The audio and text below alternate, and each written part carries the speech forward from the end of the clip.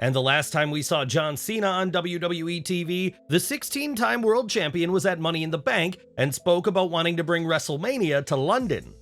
There's not been any word yet on whether the UK capital is getting any closer to hosting the Showcase of the Immortals, but fans won't have to wait long to see Cena again.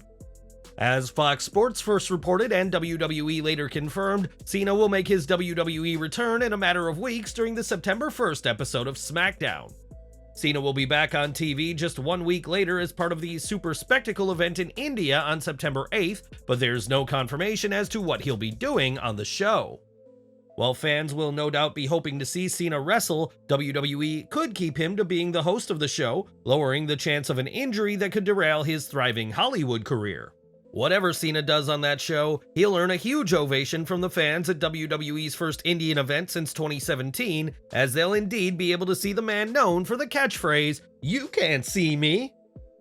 One name who'd no doubt hope to take a swing at Cena in India is Grayson Waller, who confronted Big Match John in London and was laid out with an AA. On Twitter, Waller reacted to the news of Cena's return, posting a still from their encounter when he had the advantage and told John to make sure you wipe your feet before you visit my house. Waller's house, of course, is WWE, or at least he sees it that way, and if WWE intends for John to compete at Superstar Spectacle, few names on the roster would make more sense than the Aussie. Grayson Waller has quickly been making a name for himself on SmackDown and is considered a future top star. And do you want Cena to face him next month? Sound off in the comments.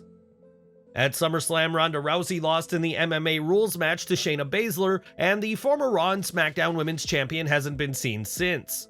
Going into the match, it was believed that this would be the final match ever for Rousey, leading many to speculate that the baddest woman on the planet may be planning a return to UFC. UFC fighter Chelsea Chandler mentioned in a recent interview with MMA Junkie that she heard Ronda Rousey might be coming back as a featherweight, but that simply won't be the case. Rousey herself has not commented on the rumored UFC return, and when Dana White was recently asked about a comeback, possibly at UFC 300, he said that there was no shot of it happening. White added in his interview with Sports Illustrated that Rousey has accomplished all she dreamed of in both UFC and WWE, and now has a family of her own, another dream of hers. Rousey was known for dominating women in seconds in UFC before 2 back-to-back losses led to her retiring from the octagon, and while she has plenty of free time now, a return isn't happening.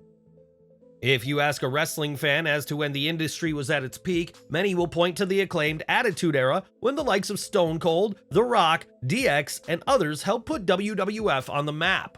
WWE's Attitude Era has long since ended, and with its end, many fans tuned out of wrestling, but is today's WWE actually doing better than the Attitude Era ever did?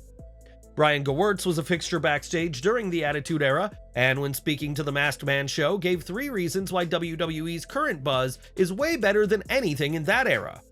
Gewirtz's first point is that WWE's TV and various deals are earning WWE more money than ever before, and he also said that WWE has become respectable among advertisers and networks. That respectability has allowed WWE to do much more business and be in the homes of more families, which has only helped further the buzz around the company. Gewirtz's final point when looking at WWE's success is how the company has embraced the women's revolution, which has helped the company grow and never would have happened in the Attitude Era.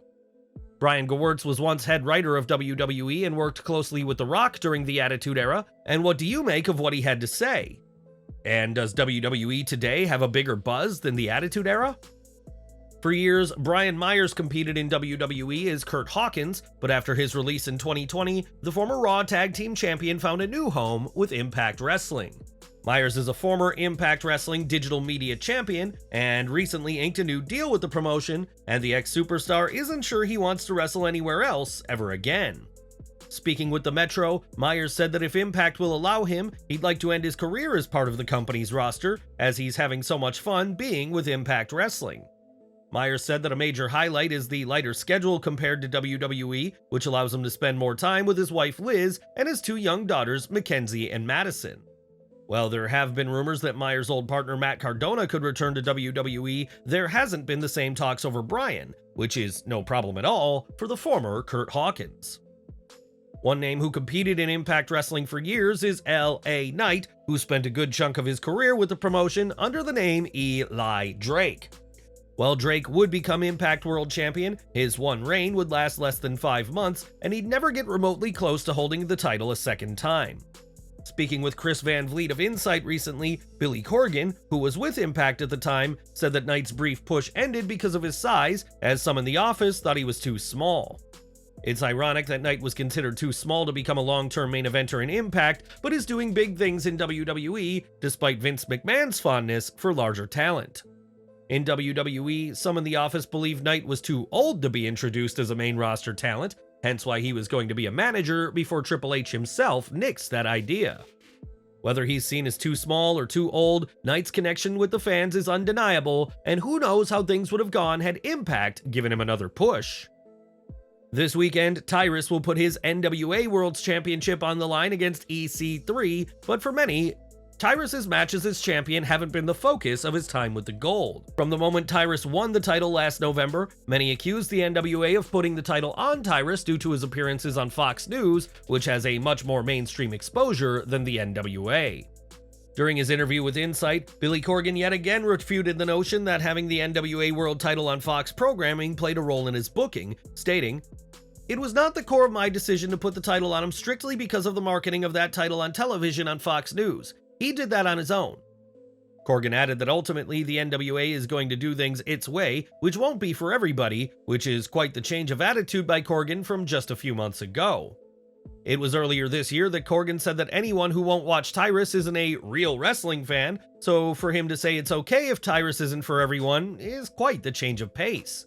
If Tyrus loses the title to EC3 this weekend, he has vowed to retire, which will at least give him more time for Fox News, a placement that, at least according to Corgan, was irrelevant to his booking. But what do you think? Is Corgan being honest when he says Tyrus's connection to the mainstream played no role in the booking? Or is he trying to convince everyone of something that isn't true? Let us know in the comments. Since launching in 2019, AEW has been able to sign some of the very top names in wrestling, thanks in part to the company's ever-expanding popularity and Tony Khan's impressive checkbook. This weekend, AEW will host its largest ever event, All In, at Wembley Stadium in London, England, and now the company has its eye on a wrestler from the UK's capital city. Sean Ross Sapp noted on Fightful Select that discussions have taken place with All Elite Wrestling regarding the signing of Mariah May, a 25-year-old wrestler who comes from Islington, London. May has been active in the wrestling scene for 4.5 years now, and is a former Goddess of Stardom champion, as well as holding gold with other promotions. Interestingly, WWE reached out to May in 2019, practically just as her career was getting started, and sources for Fightful added that WWE has kept an eye on her career ever since. May recently had an epic encounter with NJPW Strong Women's Champion Julia, which many have called May's best match with Stardom, and recently teased her time with the company may be up. May and Mina Shirakawa recently dropped the Goddess of Stardom titles, another sign that her time may be up, and time will tell just where exactly the young wrestler goes next in her career. And we're ending today with Raw, as the fans in Quebec City were treated to a special promo after the show went off the air. Given the location of the show, two of Quebec's favorite sons, Kevin Owens and Sami Zayn, appeared after Raw alongside Cody Rhodes, and the two Canadians spoke in French. Zayn told the fans how proud he is to represent Quebec every week when he competes, while Owens spoke about WrestleMania and the possibility of bringing the show to the area. Owens ended by firing up the crowd, promising to bring WWE back to Quebec soon, and the crowd in the arena were clearly thrilled with this post-match promo after Monday Night Raw.